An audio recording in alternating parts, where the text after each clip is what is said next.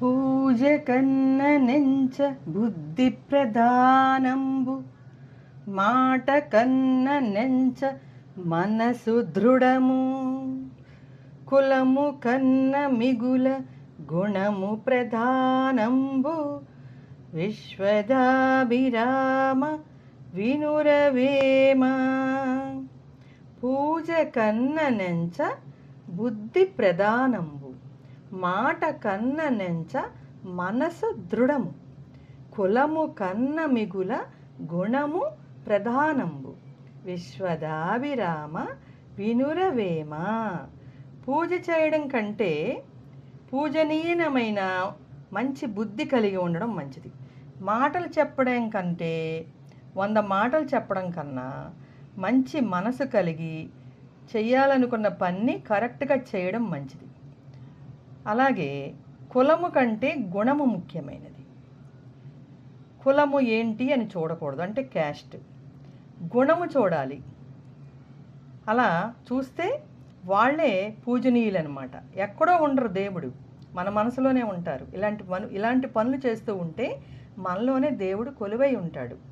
పూజ చేయడం కన్నా పూజనీయమైన బుద్ధి కలిగి ఉండాలి. మాటలు చెప్పడం కన్నా చేతలు ఉండాలి మంచిగా కలిగి మనసు. అలాగే కులము కన్నా గుణం ఉండాలి మంచిగా.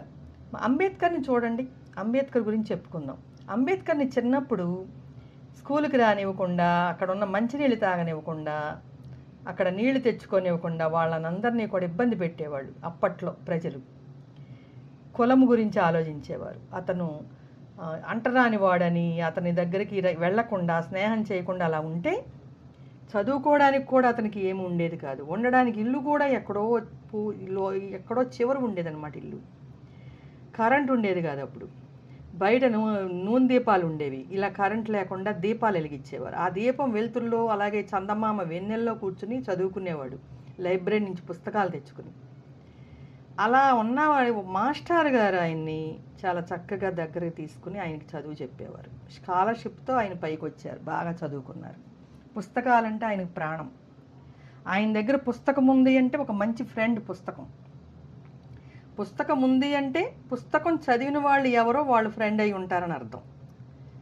ఇంకా లేకపోతే ఆయనకి ఫ్రెండ్స్ ఎవరు ఉండరు. ఎవరైనా పుస్తకాలు ఆయనలాగా చదివే వాళ్ళు ఉంటే ఫ్రెండ్షిప్ చేసుకుని పుస్తకం అడిగి తీసుకుని చదివి మళ్ళీ చక్కగా తాంబూలం ఇచ్చినట్టుగా మంచి మల్లెపూలలాగా పెట్టి ఇచ్చేవారనమాట. పుస్తకం అనేది పాడు చేయరు ఆయన. పుస్తకం మీద కూడా ఆయన ఇన్సూరెన్స్ కట్టారు. ఒకసారి మునిగిపోతే మళ్ళీ పుస్తకాలన్నీ ఆయనకు వచ్చాయి. ఆయన జీవితమే పుస్తకాలు. అలా ఆయన్ని వెలివేసిన మరి ప్రజలే ఆయన రాసిన రాజ్యాంగాన్ని మనం చదువుకుంటున్నాం. ఆయన ఎన్నో హక్కులు ఏర్పరిచారు, ఎన్నో పొందుపరిచారు, శాసనాలు చేశారు. ఎంతమందితోనో కూడి అంత బాగా చదువుకున్నారు స్కాలర్షిప్పుల ద్వారా. అది కులము కాదు, గుణము ప్రధానము, తెలివి ప్రధానమని చూపించాడు, నిరూపించాడు.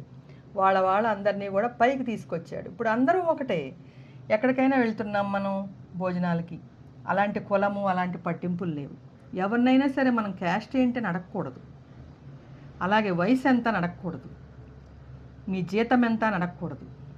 ఎవరినైనా, ఆడవాళ్ళైనా మగవాళ్ళైనా చక్కగా ఫ్రెండ్స్ లాగా కలిసిపోవాలి, మంచి బుద్ధి కలిగి ఉండాలి. మనం గుణము ప్రధానం.